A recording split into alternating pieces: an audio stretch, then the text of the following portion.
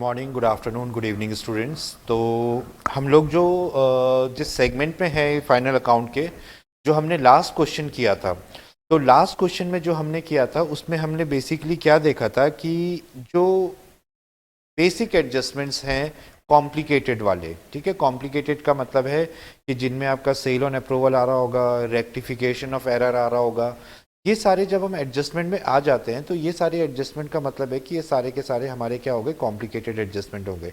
तो आज भी हम जो हमने चार क्वेश्चन लास्ट क्लास में करे थे, उनमें भी हमने सारे क्वेश्चंस में मैक्सिमम कॉम्प्लेक्सिटी डालने की कोशिश करी थी। आज भी जो हम ये जो नेक्स्ट क्वेश्चन कर रहे हैं यहाँ पे भी कॉम्प्लेक्सिटी आ जाएगी। तो sale on approval rectification mainly आगे जाके यही बच जाता है आपके एडजस्टमेंट्स पे, जहाँ पे हम लोग ये देखते हैं कि ये सारे एडजस्टमेंट हमें सॉल्व करने होते हैं, ठीक है। तो कुछ क्वेश्चंस मैंने लिए भी इस टाइप में ही है आपके लिए कि जिसमें आपका कुछ इन्फॉर्मेशन सिमिलर रखी है।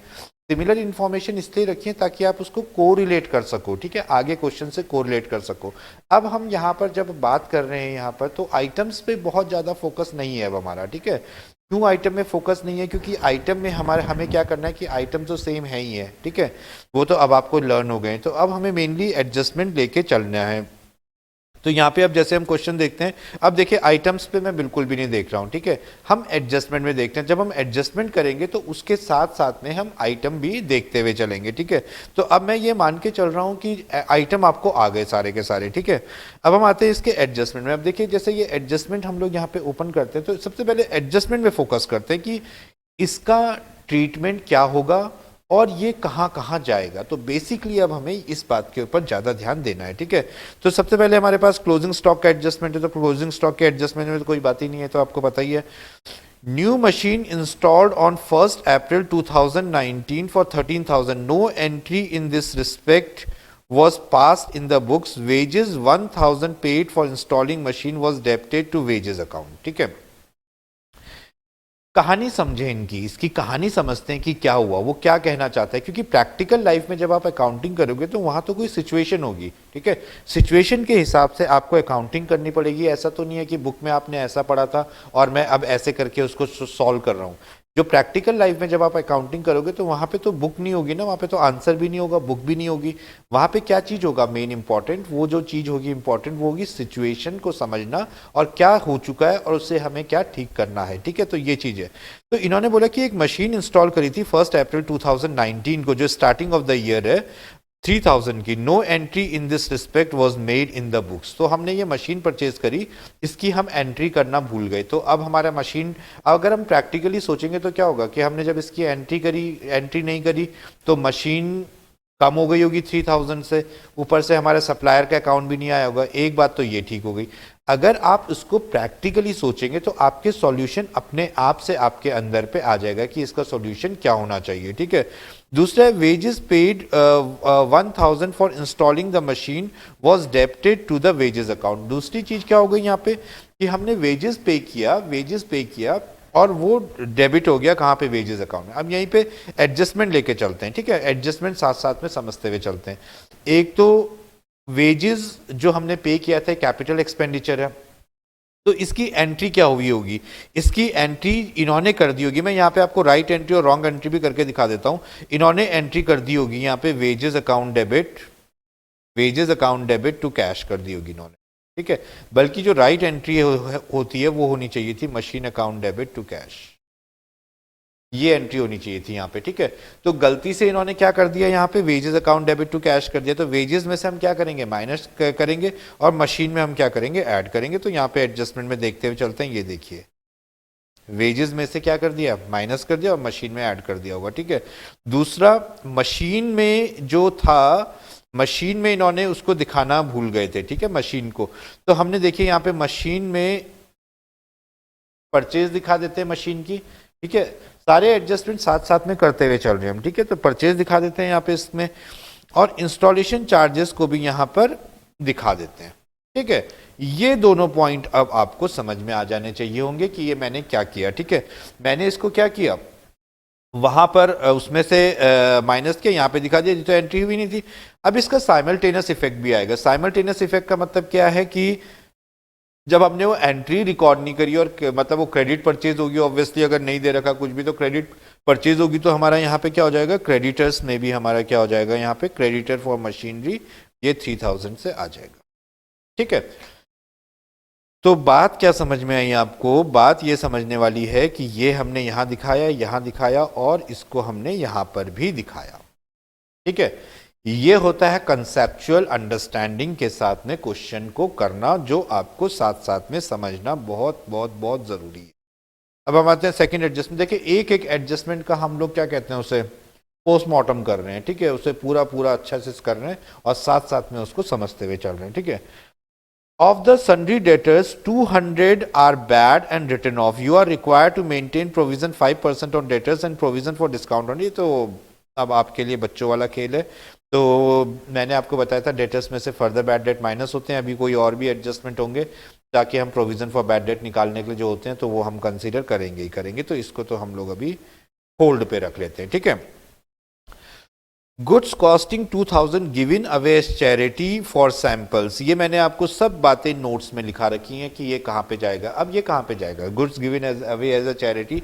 चैरिटी हमने पे करा 2000, तो गुड्स दे रखे हैं यहाँ पे। ठीक है, गुड्स वी हैव गिवन, तो गुड्स क्या होगा, परचेज में से गुड्स माइनस हो जाएगा। मैं आपको पहले ही इसीलिए आपको पहले बता दे रहा हूँ फिर दिखा रहा हूँ, क्योंकि अब हम क्या कर रहे हैं, क्वेश्चंस को अंडरस्टैंड करके कर रहे हैं। अब हम बिल्कुल लास्ट स्टेज पे जहां पे हम इसको क्या कर रहे हैं, अंडरस्टैंडिंग डेवलप कर रहे हैं। ठीक है, तो अब हमारे पास यहां पर क्या है कि पहले परचेज में से माइनस होगा, दूसरी बार प्रॉफिट एंड लॉस अकाउंट के डेबिट साइड में जाएगा, और you can write that as a free sample, but the appropriate word which you will see in various books whatever you are using, that can be used as free sample or that can be used in the advertising also. ठीक है, तो हम यहाँ पे देखते हैं, ये बात समझ में आ गई, यही वाली बात आपको बताई थी। और दूसरी बात हम इसे कहाँ पे दिखा देंगे, मैंने बताया था आपको यहाँ पे प्रमोशन दिखा रखा है, एडवर्टाइजिंग करके भी इसको दिखा सकते। ठीक है, तो I hope that this must be clear. Depreciation तो हम लोग कैलकुलेट कर लेंगे, depreciation is not a problem. On first for 2000 machine of the value 10,000 were destroyed by fire and insurance company settled the claim at 8,000। ये भी मैंने इसका आपको नोट्स लिखा रखा है। नोट्स में मैंने आपको क्या बता रखा है, वो वाला नोट्स मैंने आपको लिखाया है जिसमें मैंने आपको ये वाली बात बताई है कि जो लॉस बाय फायर होता है या लॉस एबनॉर्मल लॉस करके मैंने आपको नोट लिखा है। तो एबनॉर्मल लॉस को आप क्या करेंगे, एबनॉर्मल लॉस को आप दिखाएंगे, पहले परचेज में से माइनस करेंगे टोटल 10,000, परचेज में से टोटल 10,000 माइनस करेंगे। फिर आप क्या करेंगे कि जो इंश्योरेंस का and insurance company settle the claim for 8,000, जो इंश्योरेंस कंपनी ने आपको क्लेम दे दिया है, जो इंश्योरेंस कंपनी ने आपको क्लेम दे दिया है, वो वाला जो आपका अमाउंट है वो आपका आ जाएगा बैलेंस शीट के एसेट साइड पे। अगर क्लेम ड्यू है तो एज ए इंश्योरेंस कंपनी करके आ जाएगा, और अगर कैश में दे दिया तो कैश बढ़ जाएगा, जनरली वो ड्यू रहेगा तो वहां पे अब सवाल उठता है कि the amount which is not paid by the insurance company, that means 2000 amount is not paid by the insurance company. तो ये 2000 का जो अमाउंट है जो इंश्योरेंस कंपनी ने नहीं पे किया, ये हमारा कहाँ जाएगा, पीएल में। अब देखिए साथ साथ में मैं आपको दिखाता हुआ चलूंगा। तो हमारा जो भी यहाँ पे लॉस हुआ, ठीक है, यहाँ पे हमारा जो भी लॉस हुआ, ठीक है, the first April two machine of value 10,000 destroyed, अच्छा machine destroyed, sorry machine destroy हुई थी हमारी। तो मशीन अगर हमारी डिस्ट्रॉय हुई तो मशीन में से कम होगा, ठीक है, and by fire insurance company settle the claim for 8,000। ठीक है, तो अब हम यहाँ पे, तब तो ये अगर गुड्स आई थॉट सॉरी, अब जैसे यही चीज़ है कि आपको ध्यान से, छोटा सा बात था कि वहाँ पे नहीं देखा, तो यहाँ पे मशीन से क्या हो जाएगा, लॉस बाय फायर हमारा हो जाएगा। ठीक है, जितना भी हमारा लॉस बाय फायर था यहाँ पे, वो हमारा क्या हो जाएगा, यहाँ पे माइनस करके आ जाएगा 2000 लॉस बाय फायर। और यहाँ पर हमारा हम देखेंगे यहाँ पर कि हमारा लॉस बाय फायर हम यहाँ पे 2000 करके लॉस बाय फायर करके दिखा देंगे, क्योंकि 10,000 इसकी वैल्यू थी, इंश्योरेंस कंपनी ने 8,000 सेटल्ड कर दिया है क्लेम। तो 8,000 अगर इंश्योरेंस क्लेम कर दिया तो हमारा जो एक्चुअल लॉस हुआ वो यहाँ पे हमारा कितने का हुआ, 2000 का हुआ। तो 2000 यहाँ पे माइनस हो जाएगा। ठीक है, फिर जो रिमेनिंग अमाउंट होगा उस पर हम लोग क्या करेंगे, डेप्रिसिएशन, जो जितना भी परसेंटेज ऑफ डेप्रिसिएशन हमको मशीन पे दे रखा था वो डेप्रिसिएशन का रेट हम मशीन पे लगा लेंगे, एंड उतने परसेंट का 20% का डेप्रिसिएशन क्लेम कर देंगे। ठीक है, अब हमारे पास आता है goods of ₹1200 were sent to customer at a profit of 20%, ठीक है, ऑन कॉस्ट, ठीक है। अब ये वाला हमारा अप्रूवल वाला आ गया, ये हम ध्यान से देख लेते हैं अप्रूवल वाले को कि 1200 का गुड्स था हमारा, ठीक है, 1200 का eight a profit 20% on cost, goods for 1200, ठीक है। तो ये हमारा, इसमें हमें सीपी, इसका जो ट्रीटमेंट होता है, ट्रीटमेंट क्या कहता है, ट्रीटमेंट कहता है यहाँ पर कि जो CP of the goods is, CP of the goods is added to closing stock, okay, and SP of the goods is subtracted from sales and debtors, ठीक है। तो ये वाली बात बोलता है, क्या बात बोलता है, CP क्लोजिंग स्टॉक में ऐड हो जाना है और SP डेटर्स से और उससे माइनस कर देना। तो ये जो 1200 हमारे पास यहाँ पे दे रखा है, ये SP है, ये ऑलरेडी SP है, ठीक है। तो अगर हमारे पास यहाँ पे ये SP दे रखा है तो हमें इसको CP निकालनी पड़ेगी। CP हमें कैसे करके निकालेंगे हम लोग, यहाँ पर 1200 इज SP,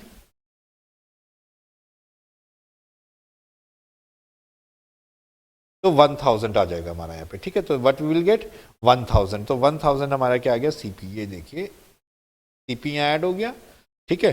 दूसरा मैंने बताया था कि SP जो है वो इसमें से भी, सेल्स में से भी माइनस होगा और डेटर्स में से भी माइनस होगा। प्रोविजन फॉर बैड डेट हम लोग यहाँ पे निकाल लेते हैं। प्रोविजन फॉर बैड डेटर्स में हम लोग क्या करेंगे कि हमारे पास जो डेटर्स है क्लोजिंग स्टॉक में तो ऐड हो गया, डेटर्स हो गया, सेल ऑन अप्रूवल में से SP माइनस कर दिया, फर्दर बैड डेट माइनस कर दिया, इस पे ये निकाल दिया, ये आ गया, and provision for discount on debtors हमने रिमेनिंग अमाउंट पे निकाल दिया। अब हम एक बार एडजस्टमेंट देखते हैं, कोई एडजस्टमेंट छूटा तो नहीं हमारा, एडजस्टमेंट अब हमारा कोई नहीं छूटा है, सारे एडजस्टमेंट हमारे पूरे के पूरे हो चुके हैं यहाँ पर एडजस्टमेंट, ठीक है। तो ये हमारा क्वेश्चन हो गया। इसके साथ में हमने एक प्रैक्टिस क्वेश्चन आपको दिया है, वो प्रैक्टिस क्वेश्चन आप करेंगे अपने आप से, ठीक है। That is work for you which you have to do yourself, okay. अब हम आ जाते हैं नेक्स्ट क्वेश्चन में। नेक्स्ट क्वेश्चन में भी हम लोग पहले तो जैसे हमारे पास आइटम्स हैं कुछ है, तो हमें सबसे पहले देखना क्या है, एडजस्टमेंट्स देखने हैं, ठीक है। तो एडजस्टमेंट्स के ऊपर हम लोग क्या करते हैं, फोकस करते हैं, ठीक है।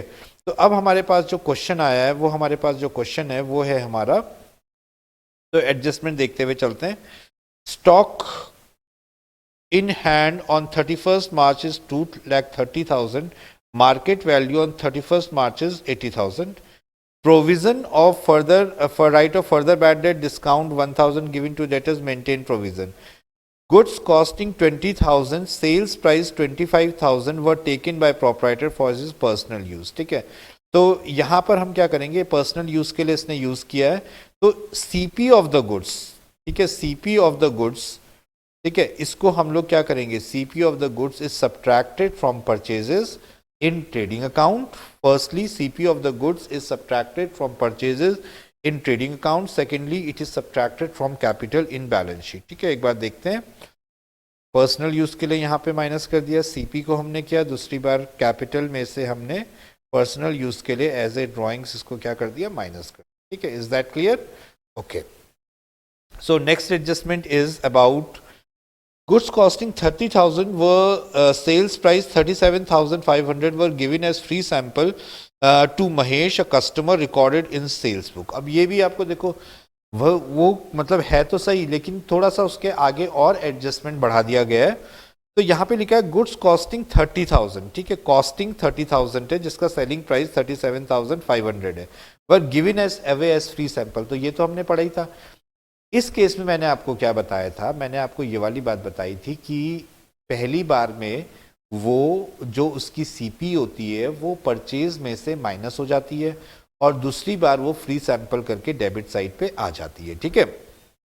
लेकिन यहाँ पर एक लाइन और ऐड कर दी गई, उसमें ये बोला गया given away as free sample to Mahesh customer, a customer recorded in the sales book, और हमने इसको कहाँ पे भी रिकॉर्ड कर दिया, हमने इसको सेल्स बुक पे भी रिकॉर्ड कर दिया, ठीक है। तो अब हमको यहाँ पे क्या करना है कि सबसे पहले तो ये तो एडजस्टमेंट है ही है, परचेज में से हमने CP को माइनस कर दिया, अब हमने इसको सेल करके ट्रीट कर दिया, हमने इसको फ्री सैंपल करके सेल में से हम यहाँ पे क्या कर देंगे, इसको सब्ट्रैक्ट कर देंगे, ठीक है, क्योंकि हमने इसे गलती से इसे सेल में इंक्लूड कर दिया, ठीक है।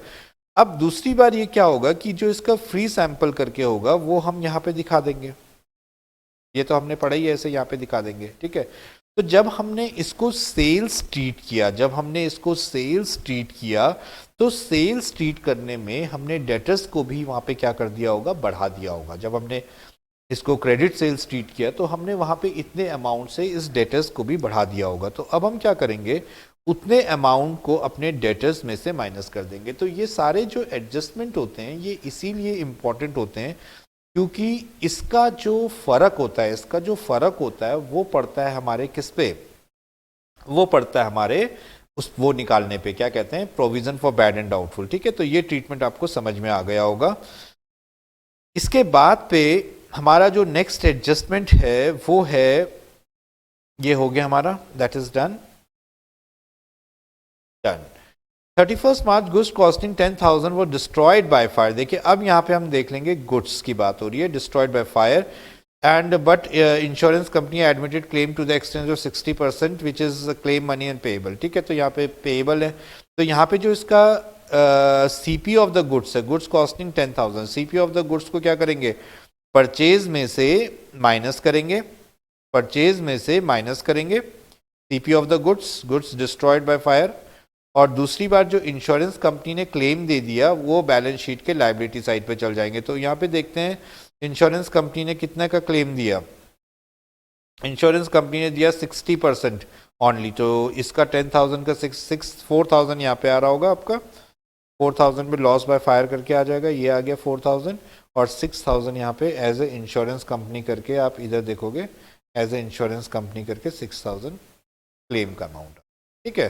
तो आई होप कि ये आपको ये वाली बात आप लोगों को समझ में आ चुकी होगी, ठीक है। अब हम लोग आते हैं नेक्स्ट जो सेगमेंट है हमारा, जिसमें हम लोग क्या करते हैं कि देखते हैं नेक्स्ट एडजस्टमेंट है on 31st goods 50,000 goods 50,000 were sent to customer on sale or return basis at a profit 25% on cost recorded as actual sale। ये वही सारे एडजस्टमेंट जो हम करते हुए आ रहे, वही सारे एडजस्टमेंट मैंने आपको बताया था कि बाद में जो एडजस्टमेंट होते हैं सिर्फ यही होते हैं, और एग्जाम में अगर कॉम्प्लिकेटेड क्वेश्चन होता है तो वो इन्हीं में से आपका क्या होता है, डेवलप होता है, ठीक है। तो हम इसको भी सॉल्व कर लेते हैं। गुड्स 50,000 वर सेंट, अब यहाँ पे 50,000 दे रखा है। अब हमें क्या देखना है, 25% ऑन कॉस्ट, तो ये तो इसका एसपी है, ठीक है, ये इसका एसपी है। अब हमें चाहिए इसका सीपी, तो सीपी निकालने के लिए हम लोग क्या करेंगे, यहाँ पे 50,000 डिवाइड बाय 125 इंटू 100, ठीक है। कैलकुलेट कर लेते हैं यहाँ पे हम लोग, 50,000 डिवाइड बाय 125 इंटू 100, तो 40,000 आ गई इसकी, 40,000 कॉस्ट आ गई।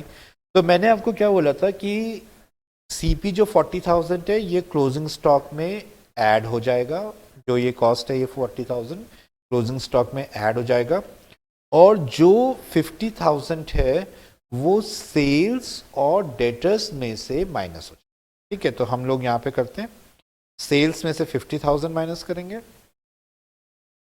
ठीक है, क्लोजिंग स्टॉक में ऐड करेंगे, उसका कैलकुलेशन है, क्लोजिंग स्टॉक में ऐड करेंगे, और हमारा क्या है यहाँ पे डेटर्स में से भी हम लोग इसका जो सेलिंग प्राइस है वो हम क्या कर देंगे, माइनस कर देंगे, ठीक है। क्लोजिंग स्टॉक में मैं भी आपको कैलकुलेशन करके बताऊंगा।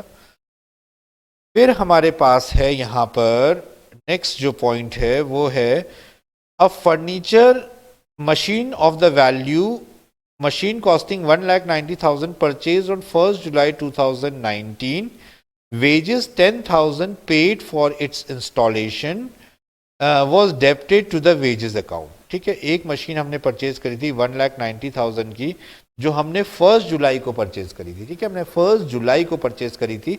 ये 2-3 एडजस्टमेंट एक साथ वाले हैं, मैं आपको साथ में ही बताता हूँ, ठीक है। तो हमने एक मशीन परचेज करी थी, तो जो मशीन हमने परचेज करी थी वो मशीन हमारी यहाँ पर आ गई है, ठीक है, वो मशीन हमारी यहाँ परचेज हो चुकी है, ठीक है, that machine we have purchased here. तो उस मशीन की जो हमारी परचेज होगी वो हम यहाँ पर दिखाते रहेंगे, ठीक है, that machine purchase we will show over here, okay. तो इस मशीन की परचेज को हम लोग यहाँ पर दिखाते हैं, ओके। सो यहाँ पर जैसे मैंने अभी आपको बताया कि अब ये तो हमारा हो गया goods sold on approval basis, तो good sold on approval basis जब भी हमारा आएगा, जिस टाइम पे भी हमारा good sold on approval basis आएगा तो हम इसी टाइप में करेंगे, ठीक है। अब हमारा जो ये 3 एडजस्टमेंट है ये एक साथ में है, ठीक है, तो ये आपको एक साथ में करके देखना है एंड आपको इसका लॉजिक समझना बहुत बहुत बहुत ज़रूरी है कि आप इसका लॉजिक अच्छे से समझें, ठीक है। तो और मैंने आपसे एक ये वाला एडजस्टमेंट भी अभी करवाया था, तो पहले हम मशीन का देखते हैं, ठीक है। मशीन को अच्छे से समझ के करते हैं। तो ये लिखा है कि मशीन कॉस्टिंग 1,90,000 परचेज्ड ऑन 1 जुलाई 2019। अब आपको याद रखना है कि जो हमारी क्लोजिंग वैल्यू ऑफ मशीन होगी उसमें ये इंक्लूडेड होगा 1,90,000। तो जो हमारा क्लोजिंग वैल्यू ऑफ मशीन है, यहाँ पे हम देख लेते हैं कि मशीन की जो वैल्यू है वो कितनी है। अब आपको ये चीज़ बहुत अच्छे से समझनी है कि ये जो 2,02,000 है ये क्लोजिंग वैल्यू ऑफ मशीन है। क्या है ये? क्लोजिंग वैल्यू ऑफ मशीन है ये, ठीक है, जिसमें 1,90,000 जो है वो हमने 1 जुलाई को परचेज किया था, वो इसमें इंक्लूडेड है, ठीक है। ये चीज समझनी है। अब हमें यहाँ पे ये नहीं पता कि मशीन की स्टार्टिंग की वैल्यू कितनी थी। अब मशीन के सारे एडजस्टमेंट एक साथ में पढ़ते हुए चलते हैं। फिर इसमें यह भी बात लिखी है, wages 10,000 paid for the installation machine debited to the wages account. ये भी कहाँ पे डेबिट हो गया? वेजेस अकाउंट में डेबिट हो गया। बल्कि इसकी जो जर्नल एंट्री होनी चाहिए थी वो होनी चाहिए थी कि machine account debit to cash, बल्कि गलती से जो एंट्री हो गई वो हो गई wages account debit to cash. तो ये भी हमको फैक्ट को कंसीडर करके रखना चलना, ठीक है। अब इसमें एक पॉइंट और दे रखा है, मशीन स्टार्टिंग डेट की, फर्स्ट डेट की machine of the value 10,000 was destroyed by fire and insurance company settled at 8,000, ठीक है। इंश्योरेंस कंपनी ने जो अकाउंट सेटल किया वो 8,000 में, which was credited to the machine account. अब ये बात इन्होंने एक और लिख दी कि उन्होंने क्रेडिट कर दिया मशीन अकाउंट को, ठीक है, उतने अमाउंट से 1 जनवरी 1 अप्रैल को ही उन्होंने उतने अकाउंट से क्रेडिट कर दिया, ठीक है। तो अब ये बात हमको अपने क्वेश्चन में ध्यान में रखनी है, ठीक है। इसके लिए अब हमें क्या करना पड़ेगा, मशीन को अलग से उसका डेप्रिसिएशन निकालना पड़ेगा और मशीन का अकाउंट बनाना पड़ेगा, क्योंकि यहाँ पे बहुत सारी चीजें हैं जो यहाँ पर आ चुकी हैं मशीन के बारे में, ठीक है, मशीन के बारे में। तो हम लोग सबसे पहले क्या करते हैं, मशीन का हम लोग यहाँ पे क्या करते हैं कि मशीन की वैल्यू निकालते हैं कि मशीन की वैल्यू थी कितनी। अब हमारे पास प्रॉब्लम क्या है? सबसे पहले तो आपको जब ये क्वेश्चन आएंगे तो उसमें देखना पड़ेगा कि हमारी प्रॉब्लम क्या है, ठीक है। तो हमारी प्रॉब्लम जो है वो ये प्रॉब्लम है कि हमारी जो मशीन की वैल्यू थी वो 2,02,000 थी, ठीक है, 2,02,000। ये कौन सी वैल्यू है? क्लोजिंग वैल्यू है। अब इसमें से हमने 1,90,000 माइनस कर दी, ठीक है, जो उसमें इंक्लूडेड होगी। 2 लाख क्यों नहीं करी हमने? बट क्योंकि वो तो वेजेस अकाउंट में चला गया था, तो हमने इसलिए 2 लाख 1,90,000, ठीक है। अब उसमें हमने क्या किया, 8,000 को, क्योंकि हमने क्रेडिट कर दिया था उसी डेट को, 8,000 का जो हमारा था हमने मशीन अकाउंट को क्रेडिट कर दिया था, तो उसको हम यहाँ पे क्या कर देंगे, ऐड कर देंगे यहाँ पर। तो 8,000 हमारा क्या हो गया, तो हमारी जो ओपनिंग वैल्यू ऑफ मशीन थी, जो ओपनिंग वैल्यू ऑफ मशीन थी वो हमारी कितनी आ गई, 20,000, ठीक है, फर्स्ट डेट को, ठीक है, फर्स्ट डेट को जो मशीन की वैल्यू थी। तो इसमें से हमने उसी डेट को हमने 10,000 की मशीन बेच दी थी, ठीक है। तो हमारे पास 10,000 मशीन में तो हम पूरे साल का कैलकुलेट करेंगे, ठीक है। जो बाकी जो मशीन बेची उस पे हम डेप्रिसिएशन कैलकुलेट नहीं कर रहे हैं, because that is sold on the very first day when the machine was purchase. वो उसी पहले दिन पे ही हमने मशीन को क्या कर दिया, बेच दिया। तो 1,000 हमारा आ गया, 10,000 में 10%, और 2 लाख हमने 1 जुलाई को परचेज करी थी, उस पर 9 मंथ का हमने कैलकुलेट कर लिया, तो ये हमारा आ गया 16,000 हमारा क्या आ गया, डेप्रिसिएशन, ठीक है। Is it fine? ये चीजें आपको बहुत बहुत बहुत अच्छे से समझनी है, क्योंकि सारा लॉजिक, सारी अंडरस्टैंडिंग जो है वो इसी फैक्ट पे है आपका, कि ये आप कितने अच्छे से समझ सकते हैं और ये पॉइंट्स को आप कितने अच्छी तरीके से ला सकते हैं, क्योंकि हमें डेप्रिसिएशन कैलकुलेट। लेकिन अभी सारी प्रॉब्लम खत्म नहीं हुई, ठीक है। आपको लग रहा होगा कि बस यहाँ पे सारी प्रॉब्लम खत्म हो गई, बट सारी प्रॉब्लम अभी खत्म नहीं हुई है, ठीक है। तो अब हमें क्या करना पड़ेगा, एक मशीन अकाउंट हम लोगों को बनाना पड़ेगा, ठीक है। एक मशीन अकाउंट हम लोग बनाते हैं, ठीक है। मशीन अकाउंट बनाने पे हम लोग यहाँ पे क्या लेके आते हैं, सबसे पहले हमारे पास बीडी था, ठीक है। बीडी मशीन का हमारे पास कहाँ से आया था, बीडी हमारे पास जो मशीन का था वो आया था हमारा कहाँ से, हमने अभी ऊपर कैलकुलेट किया 20,000। अब 20,000 में जब भी हमारा मशीन बाय बैंक होगा 8,000 जो हमने दिखाई दिया, पीएल आ गया यहाँ पे 2,000 का, ये हमारा पीएल अकाउंट में भी चल जाएगा, ठीक है। इसके बाद हमें वेजेस को डेबिट करना है, क्योंकि हमने वहाँ पे वेजेस को डेबिट नहीं किया था, मशीन परचेज करी थी तो वो भी हमने उसे डेबिट नहीं किया, तो इसको भी हमने यहाँ पे ये लिख दिया। अब यहाँ पे एक चीज़ ये भी आपको ध्यान रखनी है कि मैंने वेजेस क्यों किया, ठीक है।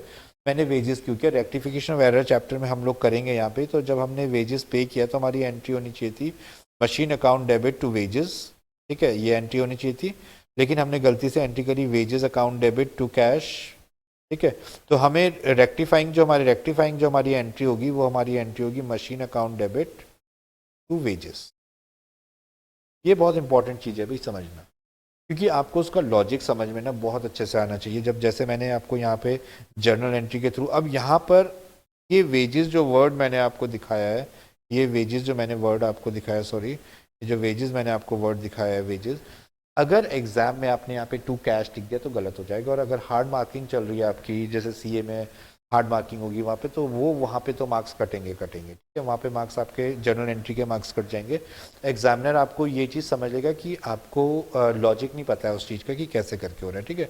तो 1,94,000 हमारा जो मशीन की वैल्यू है, यहाँ पे मशीन की वैल्यू 1,90,000 पास आ जाती है, जो मशीन हमारी क्या है वैल्यू है, ठीक है। Is it fine? जो मशीन की वैल्यू 1,94,000 के लिए आपको ये कैलकुलेशन दिखानी पड़ेगी, ठीक है। This calculation should be shown in your account, ठीक है, ये कैलकुलेशन दिखानी पड़ेगी, क्योंकि इसी के बेसिस पे हमने निकाला है। दैट इसको आप कोरिलेट करके चलोगे, दोनों नोट्स हमने इसमें आपको दिखा दिए, इसीलिए मैंने आपको डिटेल में दोनों के दोनों नोट्स आपको समझा दिए, ठीक है। तो हमारा ये एडजस्टमेंट भी हो गया। फिर हमारे पास एडजस्टमेंट आता है on 1st January furniture costing 45,000 was purchased on 1st July 2000 but it was not recorded in books of account as no payment is made for it, ठीक है। फर्नीचर को परचेज किया था हमने तो रिकॉर्ड ही नहीं हुआ, डेप्रिसिएशन की वैल्यू भी आ जाएगी यहाँ पे। अगर यहाँ पे पर एनम वर्ड लिखा है तो 10 मंथ के लिए हम लोग डेप्रिसिएशन कैलकुलेट करेंगे इस पे, ठीक है। और इसका जो wages paid for installation have been debited to wages account, तो ये तो बार बार आपका जैसे वेजेस अगर डेबिट हो रहा है आपका, क्योंकि बार बार हो रहा है, तो हमने यहाँ पे वेजेस में से भी क्या कर देंगे, यहाँ पे 5,000 को क्या कर देंगे, माइनस कर देंगे, ठीक है। और हम लोग क्या है कि अपना जो फर्नीचर का जो हमारा वो है उस पर हम लोग यहाँ पे क्या कर देंगे, 80,000 जो हमारा वैल्यू है फर्नीचर का उस पर हम लोग कैलकुलेट कर लेंगे। तो हम यहाँ पे देख लेते हैं फर्नीचर का, दो चीज़ें हमें देखनी है यहाँ पे क्वेश्चन में। देखिए क्वेश्चन तो आपको देखना ही पड़ेगा, वे फर्नीचर का वैल्यू दे रखा है यहाँ पे कि नहीं दे रखा है। हाँ, तो हमारा जो फर्नीचर का जो वैल्यू है हमारा ये फर्नीचर इन फिक्सचर 30,000 ये हमारा हो गया। और यहाँ पे हमने कितना परचेज किया, 45,000 प्लस 5,000 50,000, ठीक है। 50,000 पे हमने कैलकुलेट कर लिया, ठीक है। और एक बात और आपको 30 एंड दिस 50 80 हो गया। 80 पे हम लोगों ने यहाँ पर डेप्रिसिएशन का रेट इसका अगर हम देखेंगे यहाँ पर, तो हमारा डेप्रिसिएशन का रेट कहाँ दे रखा है, डेप्रिसिएशन का रेट हमारे पास दे रखा होगा, वो हम इस पे क्या कर देंगे, डेप्रिसिएशन कैलकुलेट कर देंगे। तो यहाँ पर हम देखते हैं ये वाली बात। अब आपको मैं एक चीज़ यहाँ पे फिर दोबारा एंड ऑफ द चैप्टर पे बताना चाहता हूँ कि आपको क्या करना है।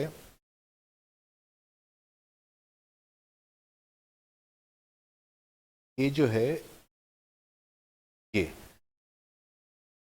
10% पर एनम जब दिया है तो मंथ कैलकुलेट करेंगे, जब डायरेक्टली स्ट्रेट में 10% दे रखा है तो मंथ कैलकुलेट नहीं करेंगे। तो इसी वजह से हमने जो ये डेप्रिसिएशन है यहाँ पर हमने डेप्रिसिएशन फर्नीचर पे डायरेक्टली हमने कितने पे कैलकुलेट कर दिया, उस पे 8,000 कैलकुलेट कर दिया, 10% पे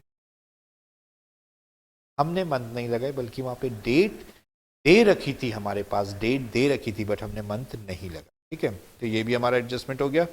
यहाँ तक देखिए एक एडजस्टमेंट पे मैं इतना टाइम लगा रहा हूँ, एक एडजस्टमेंट पे, ठीक है। फिर है on 1st January investment was sold at 10% profit but entire sales proceed was taken as a sales, ठीक है। हमने इन्वेस्टमेंट सेल किया, ठीक है, 1st जनवरी पूरा इन्वेस्टमेंट हमने बेच दिया 10% पे, बट वो सेल्स सोल्ड एट 10% प्रॉफिट, ठीक है, 10% प्रॉफिट पे हमने बेच दिया और वो सेल्स पे इंक्लूड हो गया, ठीक है।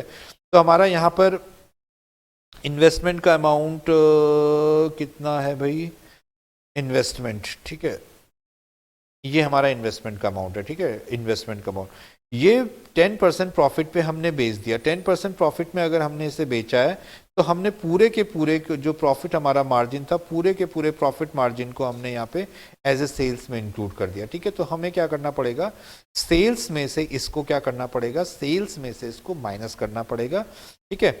और इसमें जो हमें प्रॉफिट हुआ है इसे बेचने में, अब इसका जो दूसरा इफेक्ट होगा बैलेंस शीट में तो कम हो जाएगा, ये बैलेंस शीट में तो ऑब्वियसली कम हो जाएगा, ठीक है। दूसरा जो हमारा इसका इफेक्ट जाएगा यहाँ पे, ठीक है, वो इफेक्ट यहाँ पे आ जाएगा। बैलेंस शीट में तो पूरा का पूरा 1 लाख कम हो गया, प्लस यहाँ पे 10,000 हमारा क्या हो जाएगा, profit on sale of investment हमारा यहाँ पर आ जाएगा, ठीक है। इसके बाद में हमारा नेक्स्ट एडजस्टमेंट जो है, देखिए एक एक एडजस्टमेंट हम सारा कंप्लीट करते हुए चल रहे हैं डेप्रिसिएशन का। अब एक एडजस्टमेंट क्लोजिंग स्टॉक का मुझे आपको बताना है। क्लोजिंग स्टॉक के एडजस्टमेंट में हमें क्या करना है, क्योंकि क्लोजिंग स्टॉक के बारे में कुछ इन्फॉर्मेशन हमको प्रोवाइड करी गई है, वो इन्फॉर्मेशन को हमें ध्यान में रखते हुए क्लोजिंग स्टॉक का वैल्यूएशन यहाँ पर करना है, ठीक है। तो क्लोजिंग स्टॉक लिखा है मार्केट प्राइस 31 मार्च 80%, रियलाइजेबल एक्सपेंसेस 5% भी दे रखे हैं, ठीक है। और यहाँ पे मैंने आपको बताया था कि जो सेल ऑन अप्रूवल होता है, सेल ऑन अप्रूवल में जो सीपी ऑफ द गुड होता है, ठीक है, क्या होता है, सीपी ऑफ द गुड, वो ऐड हो जाएगा क्लोजिंग स्टॉक में। और जो दूसरा जो हमारे पास रूल लगता है क्लोजिंग स्टॉक के वैल्यूएशन में, वो रूल हमारा लगता है कॉस्ट और market price which ever is less, ये रूल लगता है हमारा, ठीक है।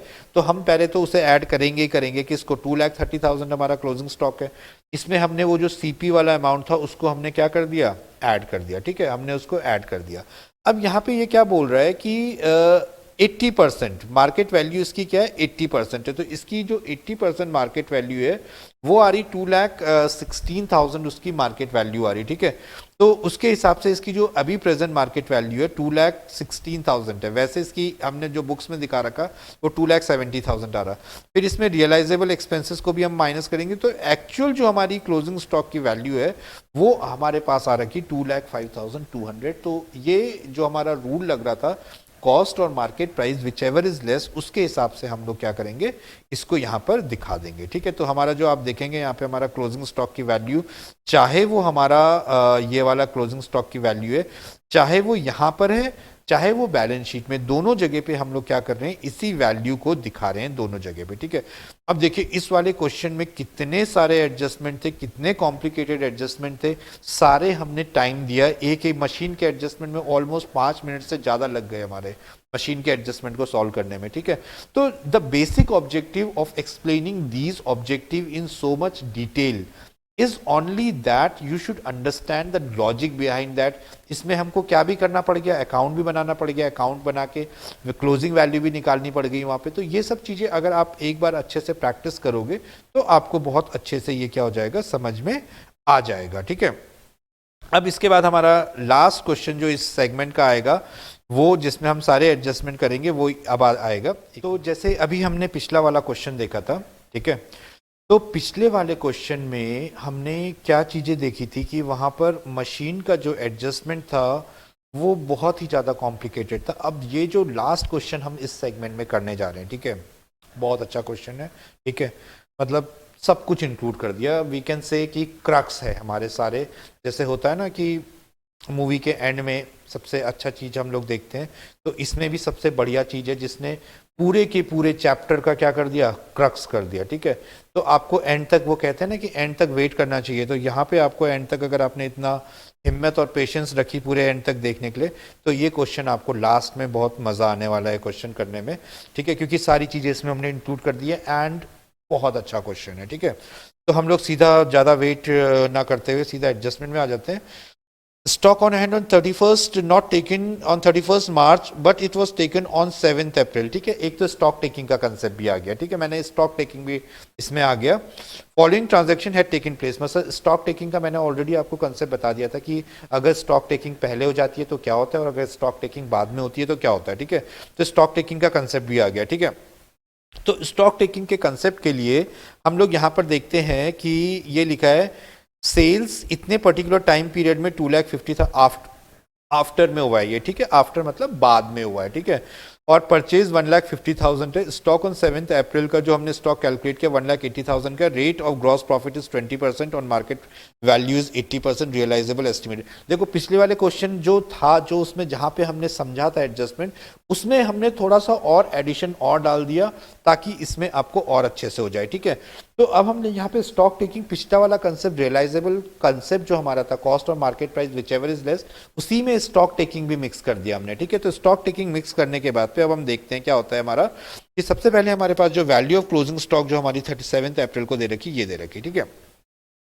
अब इसके बाद मैंने आपको बताया था कि अगर बाद में स्टॉक टेकिंग होती है, फाइनेंशियल ईयर एंड होने के बाद में स्टॉक टेकिंग होती है, तो हम लोग क्या करते हैं, सेल्स जो होती है, basically cost of goods sold होती है, जो सेल्स हमारी होती है उसको हम क्या कर देते हैं, ऐड कर देते हैं, और जो परचेज होती है उसको क्या कर देते हैं, माइनस कर देते हैं, क्योंकि 7 तारीख तक के बीच की जो परचेज हुई होगी वो उस समय आ गई होगी, उस वाले स्टॉक टेकिंग में जब हमने स्टॉक फिजिकली काउंट किया होगा तो उसमें ऐड हो गई होगी, तो उसे हम क्या कर देंगे, वहां से माइनस कर देंगे। लेकिन जो ऐड करेंगे वो सेल्स नहीं करेंगे, वो हम cost of goods sold add करेंगे, ठीक है। तो यहाँ पर परचेज में तो कोई प्रॉब्लम नहीं है। सेल्स हमारी यहाँ पे कितनी दे रखी, 2,50,000 दे रखी, ठीक है। और ग्रॉस प्रॉफिट का जो रेट है वो हमारे पास दे रखा 20%, ठीक है। Gross profit on sales is 20%, ठीक है। तो ये जो ग्रॉस प्रॉफिट का रेट दे रखा 20%, तो हम इसे कैसे करके निकालेंगे, डिवाइड बाय 120 इंटू 100, जो कॉस्ट ऑफ गुड्स सोल्ड की वैल्यू आएगी वो हम ऐसे करके निकाल देंगे, कैलकुलेट कर लेंगे आप लोग भी अपने साथ में। 2,50,000 डिवाइड बाय 120 इंटू 100, ठीक है। तो हमारे पास, सॉरी एक बार दोबारा, 2,50,000 डिवाइड बाय 120 इंटू 100, ठीक है। हमारा यहाँ पे जो वैल्यू आ जाती है उसको हम लोग क्या क्या करेंगे, यहाँ पर माइनस कर लेते हैं। जस्ट अ सेकेंड, ठीक है। यहाँ पे आ गया हमारा sales 2,50,000 and gross profit is 20% on sales, ठीक है। 20% ऑन सेल्स, तो जो सेल्स पे है वो कितने परसेंट का है, 20% ऑन सेल्स आ जाएगा हमारा यहाँ पे, ठीक है। Just a second, let us do that, okay. तो यहाँ पर देखो, यहाँ पे जो हमको देखना है, यहाँ पे क्या देखना है आपको, कि जो स्टॉक है ग्रॉस प्रॉफिट कितना है, 20% है, ग्रॉस प्रॉफिट का रेट कितना है यहाँ पे, 20%। तो 2,50,000 हमारी सेल्स है, ठीक है। 2,50,000 पे 20% ग्रॉस प्रॉफिट है, तो ग्रॉस प्रॉफिट निकाल लो। कॉस्ट ऑफ गुड्स सोल्ड का जो फॉर्मूला होता है वो होता है सेल्स माइनस ग्रॉस प्रॉफिट, ठीक है। तो यहाँ पे हम लोग निकाल लेते हैं, तो 50,000 आता है। तो इसकी कॉस्ट कितनी हो गई, कॉस्ट हो गई इसकी 2 लाख रुपीज, ठीक है। तो ये जो 2 लाख रुपीज है, ये 2 लाख रुपीज हम लोग क्या करते हैं, यहाँ पर इसमें से माइनस कर देते हैं, ठीक है। The amount 2 lakh will be subtracted here, ठीक है, sorry added here, cost of goods sold है क्योंकि, तो ऐड कर देंगे और परचेज माइनस कर देंगे हम लोग, ठीक है। तो स्टॉक टेकिंग के कंसेप्ट को हमने यहाँ पे समझ लिया। इसके बाद ये स्टॉक ऑन हैंड की जो वैल्यू है वो है हमारी कितनी, 2,30,000। इसमें स्टॉक विद कस्टमर जो हमने अभी यहाँ पे सेल ऑन अप्रूवल का एक एडजस्टमेंट आएगा, 40,000 उसकी वैल्यू आएगी, तो वो हम इस पे क्या कर देंगे, ऐड बैक कर देंगे, ठीक है। ये करने के बाद पे हम इसको क्या करेंगे, जैसे मैंने आपको बताया था कि इसकी 80% उसकी रियलाइजेबल वैल्यू है, उसमें से रियलाइजेशन एक्सपेंसेस माइनस करें तो ये इसकी क्या निकल गई, इसकी फाइनल वैल्यू आ गई स्टॉक की, ये आ गई, ठीक है। तो इस वाले एडजस्टमेंट में हमने क्या क्या चीजें देखी, इस वाले एडजस्टमेंट में हमने स्टॉक टेकिंग भी देखी और कॉस्ट और market price which ever is less को भी हमने देखा, ठीक है। इसके बाद ये फर्दर डिस्काउंट, एडिशनल डिस्काउंट, ये तो provision for bad debt debtors में तभी जाके हम कैलकुलेट कर सकते हैं, जब तक हम सारे एडजस्टमेंट नहीं करेंगे तब तक हम इसको कैलकुलेट कर ही नहीं सकते हैं, ठीक है। इसके बाद आता है हमारे पास on 31st March goods 50,000 were send to customer sale on return basis, यही वाला मैंने अभी आपको बताया था। तो इसका adjustment again I am repeating that CP will be added to closing stock, और जो इसका एसपी है, ठीक है, वो सेल्स में से भी और डेटर्स में से भी क्या हो जाएगा, माइनस हो जाएगा, ठीक है। अब हम आ जाते हैं मशीन के एडजस्टमेंट में। यहाँ पे भी कुछ मशीन के बारे में कुछ लिखा होगा। तो it was discovered that during 2019-20 25,000 being repairs to machinery incurred on 1 July 2017, ठीक है, 2017 की बात है, had been capitalized and rupees 45,000 being the cost of machine purchased on 1st October 2016 had been written off as stores and wages 5,000 paid for installation has been debited to the wages account, ठीक है। तो ये यहाँ पे थोड़ा सा adjustment आपके पास आ गया है। अब ये एडजस्टमेंट आपको क्या करना है, देखना है कि इस एडजस्टमेंट में आप क्या कर सकते हैं। और यहाँ पे एक बात और दे रखिए कि Machine costing 1,90,000 purchased on 1st July 2019. Wages paid 10,000 paid for its installation was debited to the wages account. ठीक है, तो ये एडजस्टमेंट में क्या दे रखा है कि एक मशीन थी this was costing 25,000 being repairs to machine incurred on 1st July 2017 में हमने कि उसमें क्या करी, कोई रिपेयर करी. ठीक है, had been capitalized. तो रिपेयर तो कैपिटलाइज नहीं होनी थी, लेकिन गलती से हमने उसे क्या कर दिया, कैपिटलाइज कर दिया. अब हमने जब उसे गलती से कैपिटलाइज कर दिया तो हमको उसकी क्या निकालनी होगी, हमको उसकी कॉस्ट निकालनी पड़ेगी. तो जैसे हमने यहाँ पे देखते हैं कि इसकी जो टोटल कॉस्ट थी 25 और यहाँ पे इसका डेप्रिसिएशन रेट भी देखना पड़ेगा उस सालों से उतने सालों में. ठीक है, तो डेप्रिसिएशन जो मशीन का रेट है वो है 20% ऑन रिड्यूसिंग बैलेंस मेथड. ठीक है, और इसकी डेट ऑफ परचेज जो जिस डेट को हमने इसको कैपिटलाइज किया वो डेट थी हमारी 1 जुलाई 2017. ठीक है, 1 जुलाई 2017 में थी. ठीक है, और ये हमारा जो ईयर चल रहा है ये हमारा चल रहा है मार्च वाला. ठीक है, 17 से. तो हम नंबर ऑफ मंथ पे यहाँ पे क्या करते हैं, डेप्रिसिएशन कैलकुलेट करते हैं. ठीक है, अब यहाँ पे साथ साथ में आप कैलकुलेशन करते रहिए. 25,000 इसकी क्या थी, कॉस्ट थी 1 जुलाई 2017 को.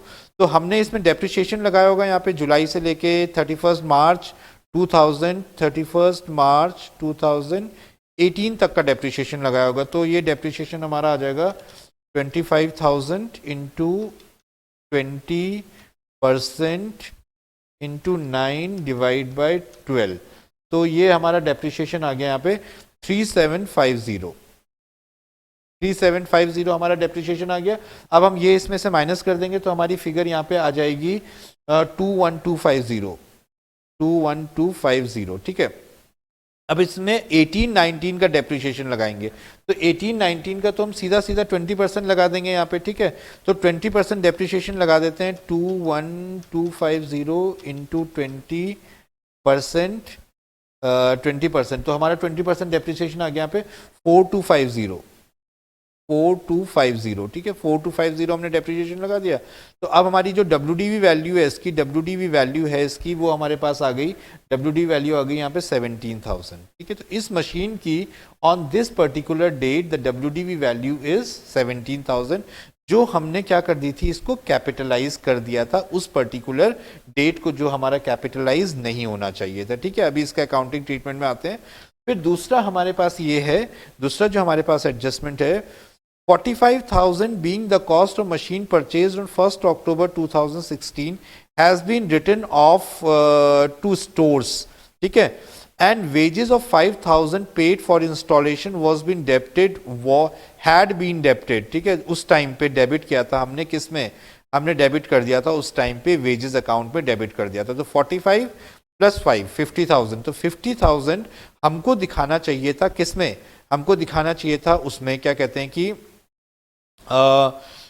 ये जो हमारा स्टोर्स वेज मशीन अकाउंट में दिखाना चाहिए था, लेकिन गलती से हमने उसे राइट ऑफ कर दिया स्टोर करके. ठीक है, तो अब सेम प्रोसेस हमें इस पे भी यहाँ पे अप्लाई करना पड़ेगा. तो हम इस पे भी ये वाला प्रोसेस अप्लाई करते हैं. ठीक है, तो यहाँ पे भी हम लोग हमारा कितना है 45 प्लस दिस 50,000. तो 50,000 पे हम लोग डेप्रिसिएशन कैलकुलेट करते हैं. क्या डेट थी उसकी, डेट देखनी पड़ेगी हमें क्योंकि उस डेट को कंसीडर करना पड़ेगा. ऑन 45,000 परचेज 1 अक्टूबर 2016 से. ठीक है, तो 6 मंथ का डेप्रिसिएशन आएगा यहाँ पे. ठीक है, तो 50,000 पे 20% आ गया हमारा 10,000 एंड 6 मंथ का जो हमारा डेप्रिसिएशन था वो हमारा लग जाएगा 5,000. तो हमारे पास आ गई इसकी वैल्यू 45,000. ठीक है, ये था हमारा 16-17 का. ठीक है, फिर हम डेप्रिसिएशन लगाएंगे 17 एंड 18 का डेप्रिसिएशन लगाएंगे. तो 17 और 18 का हमारे पास डेप्रिसिएशन हम कैलकुलेट करते थे 45,000 पे 20% हम डेप्रिसिएशन कैलकुलेट करते तो 9,000 आ गया. 9,000 इसमें से क्या कर लेते हैं, माइनस कर लेते हैं. तो माइनस करके हमारे पास आ गया 36,000. ठीक है, अब 36,000 पे हम लोग 19 का डेप्रिसिएशन लगा देते हैं 20%. तो ये हमारे पास आ जाता है 7,200. ठीक है, तो इस मशीन की जो आज की डेट की कॉस्ट है वो हमारे पास आ गई 28,800. 28,800। ये हमारे क्या हो गई, मशीन की जो आज की कॉस्ट है ये हमारे पास निकल के आ गई इस पर्टिकुलर डेट को। ठीक है, अब हम लोग मशीन में क्या करना है कि हमको मशीन अकाउंट की प्रॉपर वैल्यू निकालने की, मशीन अकाउंट की प्रॉपर वैल्यू कितनी है हमारी कि उस पर्टिकुलर डेट को मशीन अकाउंट की वैल्यू कितनी है। तो मशीन हम देखते हैं यहाँ पे कि 2,02,000 हमारा क्लोजिंग बैलेंस हमारे पास यहाँ पे दे रखा है, 2,02,000 का। ठीक है, मशीन का यहाँ पे हमारे पास फिगर दे रखी है,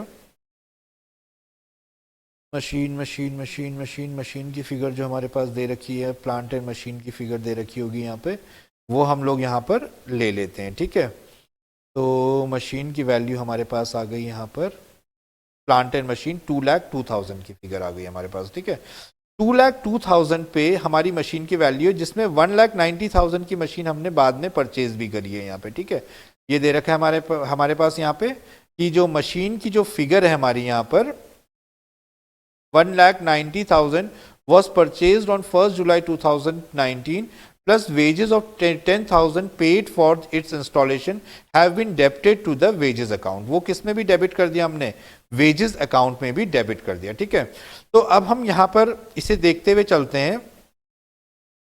ठीक है, जस्ट अ सेकेंड, यहाँ पे हम लोग इसको देखते हुए चलते हैं कि इसकी वैल्यू टोटल मिला के कितनी है यहाँ पर।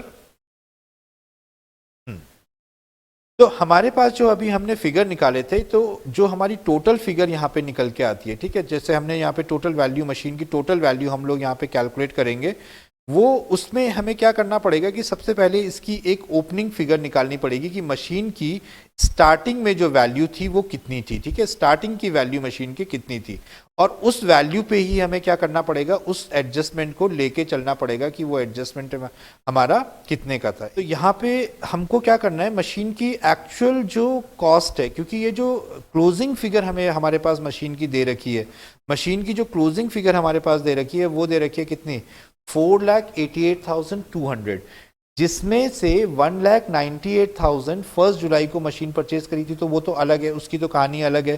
तो हमें क्या करना है कि अब इसमें से हमें क्या करना है, जो 4,88,200 है, इसमें से 1,98,000 को माइनस कर देते, तो हमें हमारे पास क्या आ जाएगी, मशीन की जो कॉस्ट है 1 अप्रैल को, 1 अप्रैल 2019 को, उसकी हमारे पास क्या आ जाएगी, कॉस्ट आ जाएगी। ठीक है, तो हम इसमें से क्लोजिंग बैलेंस में से जो मशीन परचेज करी है उसको माइनस कर देते हैं, तो हमारे पास इसकी वैल्यू ये आ गई, 2,98,200 आ गई। ठीक है, अब 2,98,200 जो हमारे पास वैल्यू आ रखी है, इसमें हम लोग वो जो हमारे एडजस्टमेंट है वो कर लेते हैं। अभी हमने एक 17,000 निकाला था, तो वो 17,000 हमारी जो वैल्यू आई थी उसको हम क्या कर लेते हैं, माइनस कर लेते हैं, क्योंकि वो हमने गलती से क्या, ये 17,000 जो हमारे पास वैल्यू आई थी, ठीक है, इसको हम लोग यहाँ पे क्या कर लेते हैं, माइनस कर लेते हैं, और ये जो 28,000 हमने जो गलती से उसको ट्रीट कर लिया था, उसको हम यहाँ पे क्या कर लेते हैं, प्लस कर लेते हैं। ठीक है, अब हमारे पास जो मशीन की वैल्यू है, जो हमारी स्टार्टिंग की वैल्यू है, वो वैल्यू हम लोग यहाँ पे क्या कर लेते हैं, कैलकुलेट कर लेते हैं। 3,10,000 हो गया, 3,10,000 में 20% हम पूरे साल का कैलकुलेट कर लेते हैं, ये हमारी वैल्यू आ गई। उसके बाद जो ये 2 लाख की जो मशीन परचेज करी थी, 2 लाख का मतलब क्या है, 190 तो मशीन की वैल्यू थी, और 10,000 जो था वो उसमें क्या था, 10,000 उसमें वो था इंस्टॉलेशन चार्जेस जो था, वो 10,000 हमने ऐड करके इसका 3 मंथ्स का डेप्रिसिएशन हमने यहाँ पे कैलकुलेट कर लिया। ठीक है, अब हम लोग क्या करते हैं, यहाँ पर इसकी क्लोजिंग वैल्यू निकालते हैं मशीन अकाउंट बना के। ठीक है, तो मशीन अकाउंट में 2,98,000, अब आपको समझ में आ रहा होगा कि 2,98,000 कहाँ से आया था, मैंने भी आपको कैलकुलेट करके दिखाया था। फिर हमने जो यहाँ पे जो एडजस्टमेंट किए 17,000 का और 28,800 का, इसको एडजस्ट कर दिया, जो मशीन परचेज करी थी उसको दिखा दिया, फिर हमने डेप्रिसिएशन कैलकुलेट किया था, और उसके बाद जो हमारी क्लोजिंग वैल्यू थी मशीन की, ये आ जाती है 4,18,000।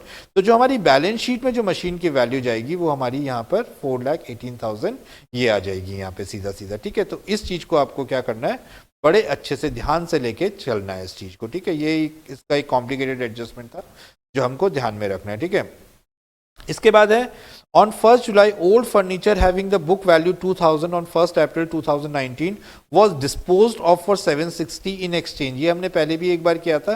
तो 760 में एक्सचेंज कर दिया and furniture costing 1680 was added and net invoice of 920 was passed through the purchase book। ठीक है, तो फर्नीचर में जब हम लोग यहाँ पे करेंगे तो फर्नीचर में जो हमें लॉस हुआ है वो फर्नीचर में हम लोग क्या करेंगे, एड परचेज, जो नेट परचेज हमारी अमाउंट आ गया वो दिखा दिया, less loss on sale of जो हमारा क्या है फर्नीचर है वो हमने क्या कर दिया, इसमें से माइनस कर दिया, loss on sale of furniture. और ये loss on sale of furniture हमारा यहाँ पर भी आ रहा होगा, loss on sale of furniture देखिए यहाँ पे भी आ गया हमारा 1240 से loss on sale of furniture भी हमारा यहाँ पर आ गया। ठीक है, salesman was entitled on total sale, printing expense 55 that relating to previous year had not been provided in that year but now paid in the current year, debiting the outstanding liabilities expenses। ठीक है, तो हमने outstanding liabilities expense को debit कर दिया, तो हमने इस साल इसे पे किया होगा प्रिंटिंग एंड स्टेशनरी के एक्सपेंसेस को, तो हम आउटस्टैंडिंग लाइबिलिटी में से क्या करेंगे, इसको माइनस करेंगे, क्योंकि हमने यहाँ पे इसे क्या दिखा रखा होगा,